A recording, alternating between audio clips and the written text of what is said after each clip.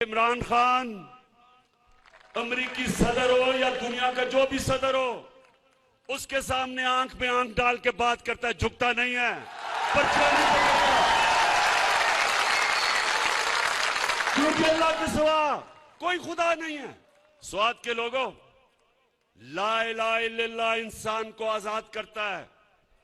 जब आप ये फैसला करते हैं कि अल्लाह तेरे सिवा किसी के सामने नहीं झुकूंगा, आजाद हो जाता है इंसान।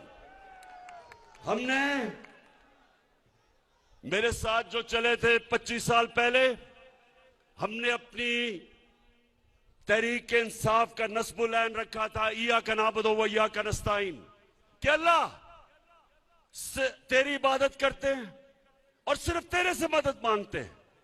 इसलिए इमरान खान अमेरिकी सदर हो या दुनिया का जो भी सदर हो, उसके सामने आंख में आंख डाल के बात करता है, झुकता नहीं है, पर्चा नहीं पकड़ता, क्योंकि अल्लाह के सिवा कोई खुदा नहीं है। नौजवानों, कोई खुदा नहीं है अल्लाह के सिवा। हमारे मुल्क में जब 2008 से लेके 2018 तक ये दो जमातों, पीपल्स पार्टी और नून लीग जब इक्तदार में थे, 400 ड्रोन हमले हुए पाकिस्तान पे, 400। हमारी औरतें बच्चे मरे, बेकसूर लोग मरे, हमारे लोगों के घर बर्बाद हो गए। अमेरिका की जंग में शिरकत करके स्वात के लोगों ने कितनी कुर्बानी दी, कितने लोगों ने नकल मकानी की, घर उजड़ गए लोगों के। तो क्या ये जो दो मुल्क के सरबराह थे, कभी इन्होंने अमेरिका को ये कहा कि एक तरफ हम तुम्हारी जंग में शिरकत कर रहे हैं, दूसरी तरफ हमारे ऊपर ही बमबारी कर रहे हैं? ये कभी दुनिया की तारीख में कभी किसी मुल्क पे ये गुजरी है? नहीं गुजरी। ये क्यों नहीं बोले? स्वात के नौजवानों, आप बाशऊर लोग हैं, सुने क्यों नहीं बोले? अगर इमरान खान के भी अरबों रुपए मुल्क से बाहर ऑफशोर अकाउंट्स में पड़े होते, मैंने यहां से चोरी करके मैं भी बड़े बड़े महल्लात लंदन के अंदर मेरे होते, बच्चे मेरे महलों में रह रहे होते, बड़ी बड़ी गाड़ियां मैं चला रहा होता चोरी के पैसे से, तो मैं भी उनके सदर के सामने पर्चियां लेके बैठा होता। क्योंकि जब स्वात के नौजवानों, जब वो चाहें, आज जिस तरह रूसियों के साथ, जितने भी रूसियों के बड़े बड़े उनके बिजनेसमैन के बाहर पैसे पड़े हैं, मगरिब के अकाउंट्स में, बैंकों में, उनके जायदाद सब जब्त हो रही हैं।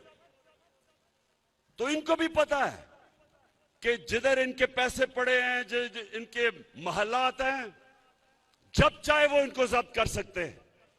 इनके पैसे ने इनको गुलाम बनाया है, इनके चोरी के पैसे ने इनको झुका दिया उनके सामने। और इन्होंने इस कौम को, जो एक अजीम कौम है, इन्होंने हमें भी अपनी हरकतों से हमें दुनिया में जलील किया है। ये सुन लें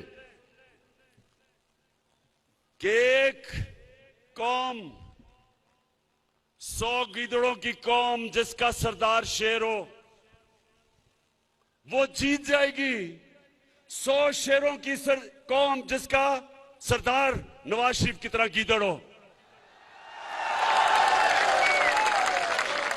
हमारी एक अजीम कौम है। ऊपर करप्ट जब लोग बैठे, एक तो पैसा चोरी करके बाहर ले गए, कौम को मकरूज कर दिया। 10 सालों में इनके 4 गुना ज्यादा कर्जा बढ़ा पाकिस्तान का, मुल्क को मकरूज कर दिया। बाहर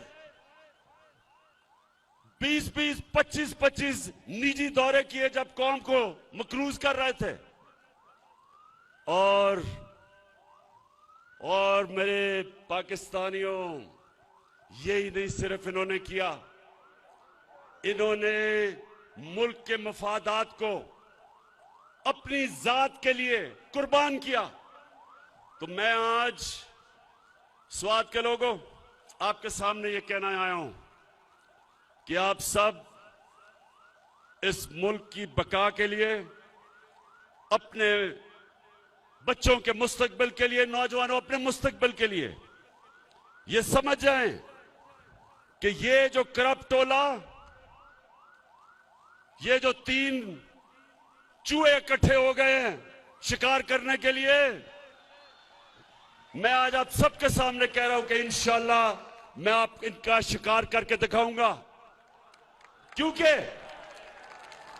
ये कर क्या रहे हैं? इस्लामाबाद में सिंध हाउस है, सिंध हाउस में नोटों की बोरियां लेके बैठे हुए हैं लोगों के जमीर खरीदने के लिए, हॉर्स ट्रेडिंग करने के लिए, जो ये नवाज शरीफ ने एक दफा छांगा मांगा में शुरू की थी रवायत के एमपीज, मेंबर ऑफ पार्लियामेंट के जमीर खरीदने के लिए। ये आज सिंध की अवाम का पैसा बोरियों में आया है सिंध हाउस, उधर से सिंध से गार्ड लेके आए हैं उसको बचाने के लिए कि कोई अंदर ना आ जाए। और क्या कोशिश हो रही है? सारी दुनिया के सामने बेशर्मी से कि हमारे एमएनएस को खरीदने आए हैं, और खरीदने इसलिए आए हैं कि इनको सब डर लगा हुआ है कि इनके करप्शन के केसेस तैयार हैं, और अगर इमरान खान थोड़ी देर और रह गया तो इन सब ने जेलों में जाना है। होगी फतह हर मैदान में।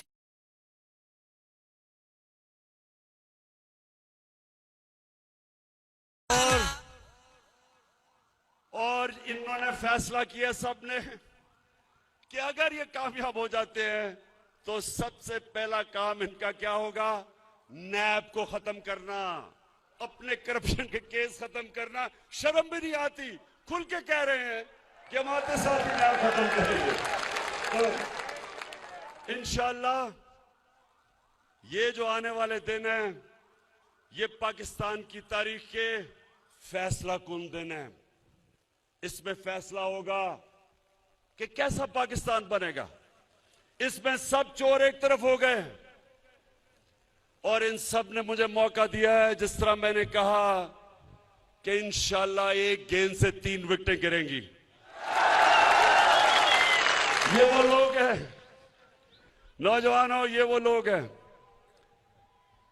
आज जो ये खौफजदा हैं, जिस चीज से खौफजदा हैं वो ये कि मुल्क तरक्की कर रहा है। आज मैं चैलेंज करता हूं सबको कि मुआवजा कर लें कि इनके दौर में हालात क्या थे और हमारे 3.5 साल में क्या है। हर चीज में हम इनसे आगे हैं। मुश्किल हालात में पाकिस्तान बना। पहले दिवालिया निकाला हुआ था इन चोरों ने, उसके बाद कोरोना आ गया। पाकिस्तान वो मुल्क था जिसने अपनी कौम को, हमने जो फैसले किए, अपनी कौम को कोरोना से भी बचाया और अपनी माइशत भी बचाई।